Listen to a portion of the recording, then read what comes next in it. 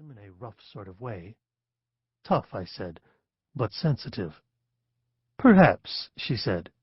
"Will you speak with Randy?" "Right away," I said. Chapter 2. Frampton and Keyes had offices on the second floor of a two-story building in downtown Beverly. It was one of those block-long brick buildings built before the Second World War, when most of the bigger towns were discrete entities rather than suburbs of Boston. There was less open space than you found in the big Boston firms. More small offices, but no partitioned cubbies. In the small reception area was a 4-foot-long model of a clipper ship. There were paintings of ships on the walls. The magazines on the small reading table were devoted to golf and sailing. At the reception desk was a young woman with a big chest and a small sweater, who probably wasn't devoted to golf and sailing. She smiled at me happily as I came in. I suspected that she smiled at most men happily. "My name is Spenser," I said. "To see Randy Frampton." "Concerning?" she said. "I'm trying to establish if that's his first name or a descriptive adjective," I said. She looked at me and frowned for a minute, and then smiled widely. "That is most definitely his first name, Mr. Spenser. Is there anything else you need to see Mr. Frampton about?" "Tell him Marlene Cowley sent me," I said. "Yes, sir," she said, and smiled at me, and her eyes were lively. Randy Frampton, the managing partner, had a corner office. Randy was not very tall. His weight was disproportionate to his height. He had gray hair that needed cutting. His dark blue suit needed pressing and wasn't much better than the one I owned. His tie was yellow silk, and he wore a white broadcloth shirt with one collar point slightly askew. I couldn't see because he was behind his desk, but I suspected that his shoes weren't shined. "So she decided to hire you," Frampton said. "Who wouldn't?" I said. Frampton sighed a little. "Marlene is sometimes erratic," he said. "Did she instruct you that everything goes through this firm?"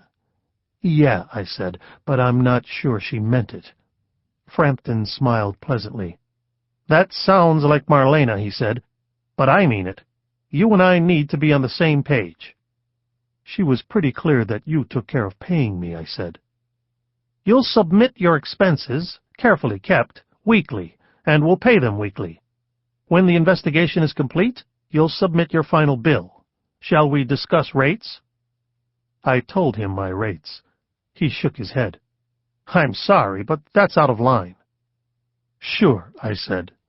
"We'll need to negotiate that a little." "Nope," I said. "You won't negotiate?" "Nope." "Then I'm afraid we can't do business," Frampton said. "Okay," I said, and stood up. "You want to tell Marlene, or shall I?"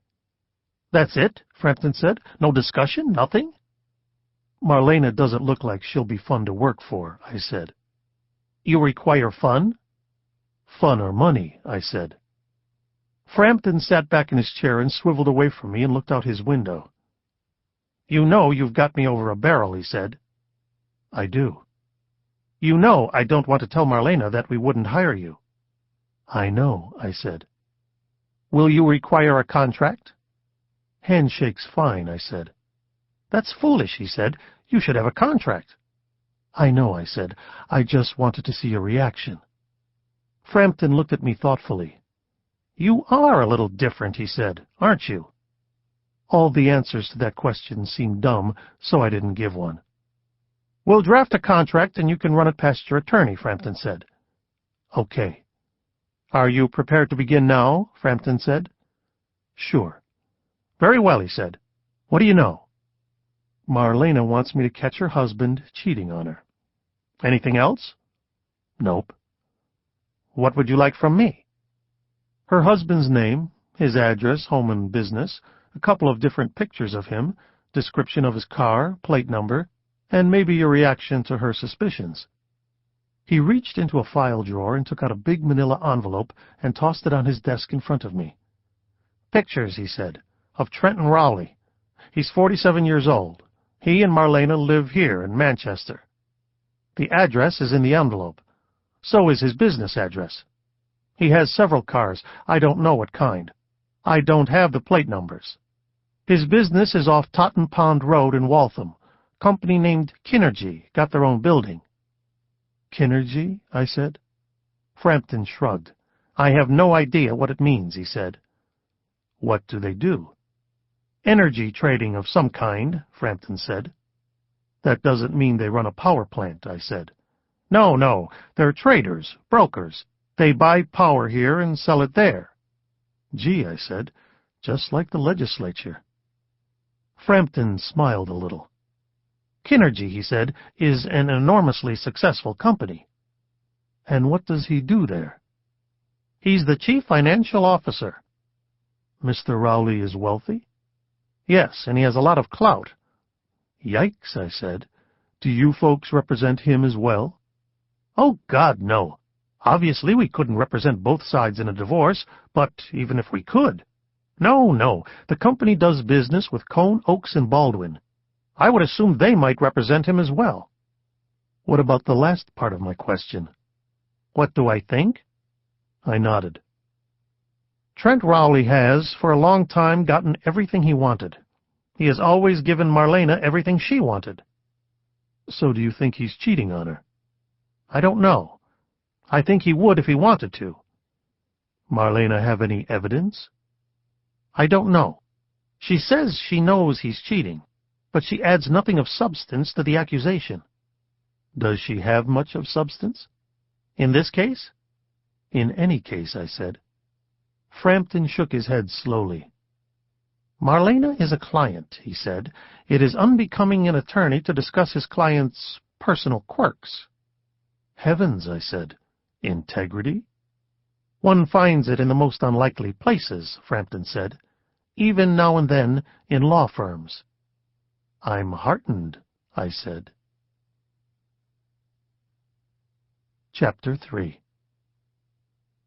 I took Rita Fiore to dinner at the Federalist. Rita was the chief criminal litigator at Cone Oaks, but I had known her since she was an ADA in Norfolk County, and in a healthy, platonic fashion, we liked each other. "How's your love life?" I said, after we'd each gotten a martini. "Busy," she said, "but same old question. Why are there so many more horses' asses than there are horses?" "Still looking for Mr. Right?" "Always. I thought I had him last year, chief of police on the North Shore." "But?" "But he had an ex-wife." "And?" "And he wouldn't let go." "Oh, well," I said. "Yeah, that may become the Fiore family motto." "And the previous Mr. Right," I said. "Number, what was it, 5? "Divorce is final." She grinned at me. "I cleaned his clock, too." "I'd have expected no less," I said. "What do you know about Trent Rowley?" "He's the CFO at Kinergy, whom we represent." "Tell me about him." "Discussing a client is considered unethical." I nodded. The waiter brought menus. We read them and ordered. "May I bring you another cocktail?" he said. Rita smiled up at him. "Oh, please," she said. "You, sir?" "He'll have one, too," Rita said. "Very good." The waiter picked up the menus and smiled at Rita and left. "Our waiter is hot for you," I said. "Wow," Rita said, "a straight waiter." "Maybe he's Mr. Right," I said. "Can't be. For one thing, a waiter can't swathe me in luxury. And secondly, if they're hot for me, that proves they're Mr. Wrong." "Maybe you should stop getting married and just sleep with people." "I'm doing that too," Rita said. "Except you." "My loss," I said. "What about Trent Rowley?" "What about client confidentiality?" "What about several martinis and dinner?" I said. The waiter came with our second martinis. Rita sipped hers happily. "You think you can bribe me," she said, "with a few martinis and some Chilean sea bass?" "I do," I said. Our salads arrived. Rita picked up a scrap of Boston lettuce in her fingers and nibbled on it. Susan was the only other person I knew who could eat with her fingers and look elegant. "Why do you want to know about him?" Rita said. "Why not just catch him in the act? Tell the little woman, collect your fee, and stand by to testify at the divorce proceedings. Excuse to have dinner."